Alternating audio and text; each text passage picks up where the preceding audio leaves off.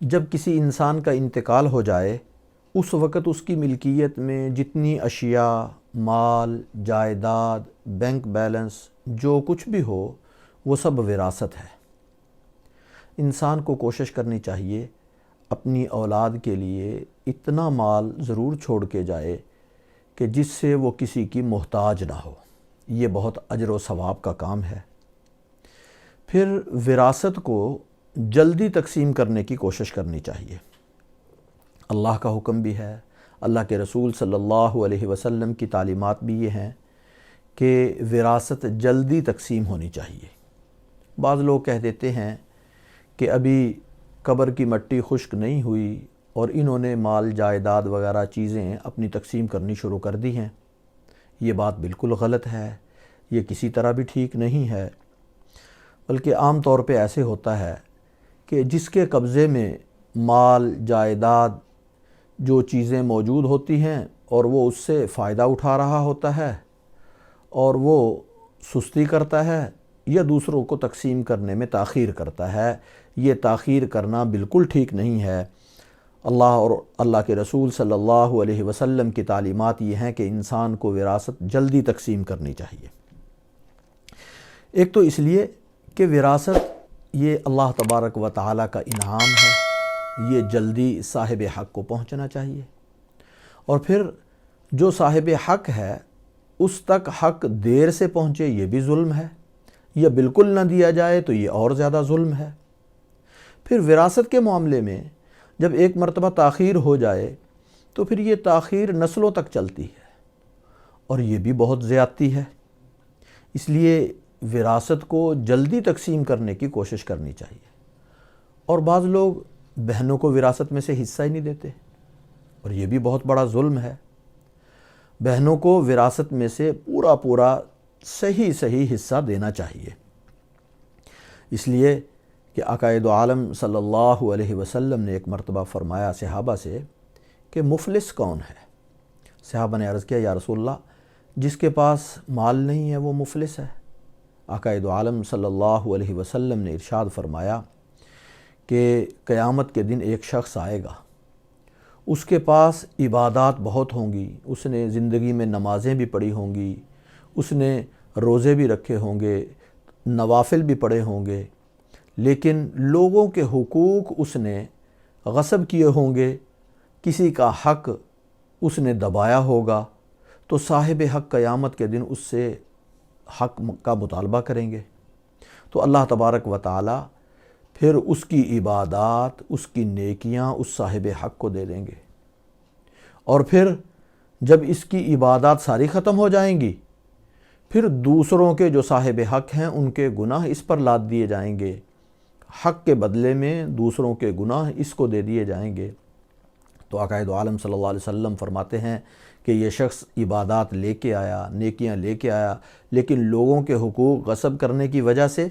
ان کے حقوق پورے نہ دینے کی وجہ سے یہ ساری عبادات بھی ضائع کر کے چلا گیا اور لوگوں کے گناہ اپنے سر لے کے جا رہا ہے۔ تو اصل مفلس یہ ہے۔ تو قیامت کے دن کہیں ایسے نہ ہو کہ ہم اپنی عبادات لوگوں کے جو حقوق ہیں ان کے اندر ضائع کر دیں یا لوگوں کے گناہ اپنے سر لے لیں، اس لیے یہ بہت خطرناک بات ہے۔ اور پھر خاص طور پہ اگر ورثہ میں نابالغ بھی موجود ہوں تو اور زیادہ شدت آ جاتی ہے۔ اس لیے کوشش یہ کرنی چاہیے کہ جتنی جلدی ہو لوگوں تک ان کا حق پہنچا دیا جائے، وراثت کو تقسیم کر دیا جائے۔ اور تاخیر کرنے سے آپس میں غلط فہمیاں پیدا ہوتی ہیں، نفرتیں پیدا ہوتی ہیں۔ ابتدا میں سب کے دلوں میں نرمی ہوتی ہے اور ایک دوسرے کے بارے میں جذبہ ہوتا ہے قربانی کا۔ اگر کچھ حق تھوڑا کم بھی مل گیا تو پھر بھی یہ لڑائی جھگڑے تک نوبت عام طور پہ نہیں آتی۔ جتنی تاخیر ہوتی جاتی ہے، بلکہ ایک دن تاخیر کا جتنا بڑھتا جائے دلوں میں نفرتیں پیدا ہو جاتی ہیں، قدورتیں پیدا ہونی شروع ہو جاتی ہیں،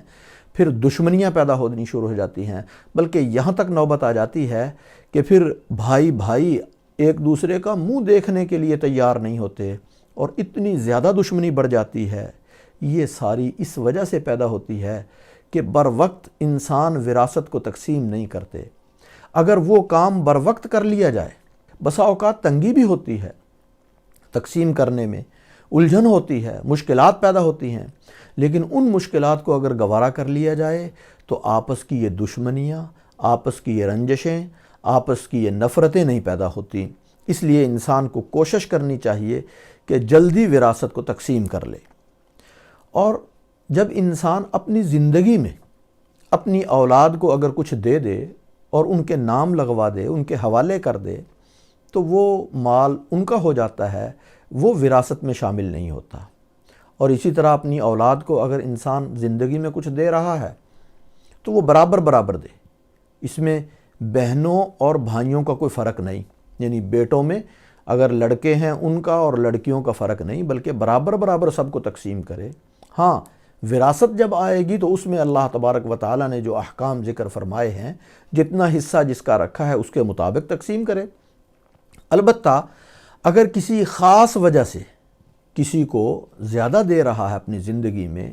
تو وہ خاص وجہ سب کو پتہ ہونی چاہیے، ویسے انصاف کے ساتھ ان کو تقسیم کرے۔ پھر جب وراثت تقسیم کرنی ہے تو اس وقت سب سے پہلے میت کا قرض ادا کیا جائے گا۔ اگر کسی سے اس نے قرض لیا ہے تو وہ ادا کیا جائے گا، اور کفن دفن کے اخراجات نکالے جائیں گے۔ اور اس کے بعد اگر کوئی وصیت کی ہے میت نے، جائز وصیت، تو اس کو پورا کیا جائے گا۔ جائز وصیت کیا ہوتی ہے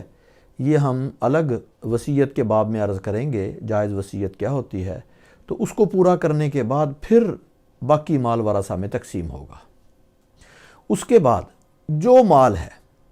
وہ تقسیم کریں گے، لیکن اس میں سے بعض لوگ ایسے کرتے ہیں کہ ایصال ثواب بھی اسی میں سے کر دیتے ہیں۔ یہ کرنا بالکل ٹھیک نہیں ہے۔ اگر سب خوش دلی سے، رضامندی سے سارے ورثہ ایصال ثواب کریں یا کوئی چیز دیں تو یہ تو ٹھیک ہے، لیکن اگر سب کی رضامندی نہ ہو تو پھر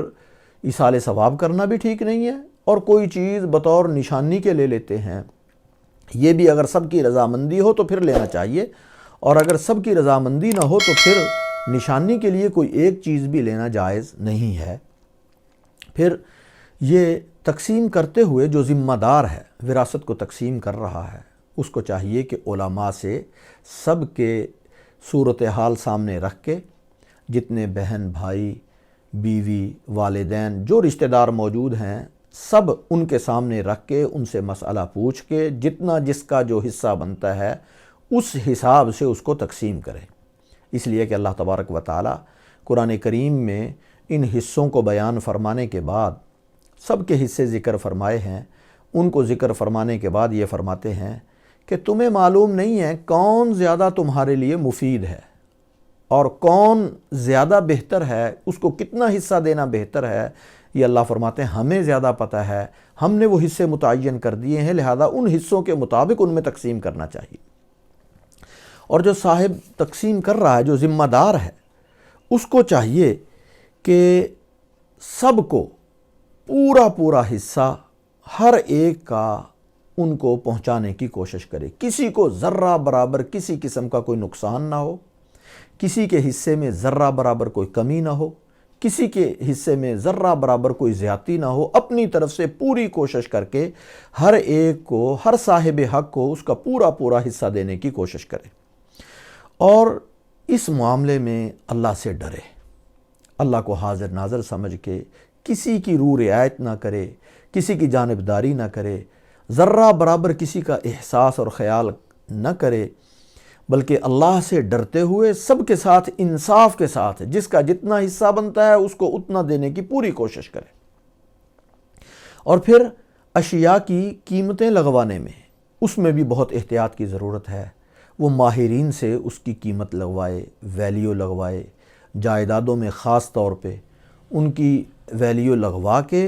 اچھے طریقے سے اطمینان کر کے سب مطمئن ہوں، پھر ان کو اس حساب سے تقسیم کرنا چاہیے۔ اور وقتی طور پہ اگر کچھ مشکل بھی ہو تو اس کو گوارا کر لینا چاہیے، اور بلکہ ورثہ آپس میں ایک دوسرے کے ساتھ قربانی کا جذبہ ہر ایک کے دل میں ہونا چاہیے، اور یہ ابتدا میں ہوتا ہے۔ ہر ایک یہ کہتا ہے کہ کوئی نہیں، تھوڑا بہت کمی بھی ہو گئی تو خیر ہے، ایک دوسرے کو اگر کوئی چیز اچھی چلی گئی دوسرا اس پہ سمجھوتا کرنے کے لیے ابتدا میں تیار ہو جاتا ہے، اور اگر تاخیر ہو جائے، دلوں میں نفرتیں اور رنجشیں جب پیدا ہو جائیں، اس کے بعد پھر قربانی کا جذبہ یا ایثار ختم ہو جاتا ہے۔ اس لیے آپس میں چیزوں کی ویلیو لگوا کر، ان کی قیمتیں لگوا کر، ماہرین سے مشورہ کر کے پھر ان کو تقسیم کرنا چاہیے۔ اور اگر کوئی چیز ایسی ہو، مثلا کاروبار ہے یا جائیداد کوئی ایسی ہے، اس کو تقسیم کرنے سے نقصان ہوتا ہے، تو بہتر یہ ہے کہ کوئی ایک صاحب لے لے، اور اگر کاروبار وغیرہ کو تقسیم کرنے سے نقصان ہوتا ہے، کوئی ایک شخص بھی نہیں لے سکتا، تو پھر اس کے لیے الگ اس کا طریقہ کار کاروبار کے چلانے کا آپس میں طے کرنا چاہیے۔ اس کے اصول اور ضوابط طے کرنے چاہیے کہ آئندہ کاروبار کس طرح ہوگا، اور اس کا نفع کس میں کیسے کیسے کس کس تناسب سے تقسیم کیا جائے گا، اور جو شخص اس کاروبار کو چلا رہا ہے یا اس کو دیکھ رہا ہے یا اس کا انتظام کر رہا ہے، اس کی الگ اجرت یا اس کا فیصد الگ اس کا طے ہونا چاہیے۔ اس طرح ایک دوسرے کا خیال رکھنا آسان ہے اگر ابتدا میں وراثت کو تقسیم کر لیا جائے، اور اگر ابتدا میں نہ تقسیم کیا جائے تو پھر دلوں میں نفرتیں جب پیدا ہو جائیں تو پھر مشکلات بڑھتی چلی جاتی ہیں۔ اللہ تبارک و تعالی عمل کی توفیق عطا فرمائے۔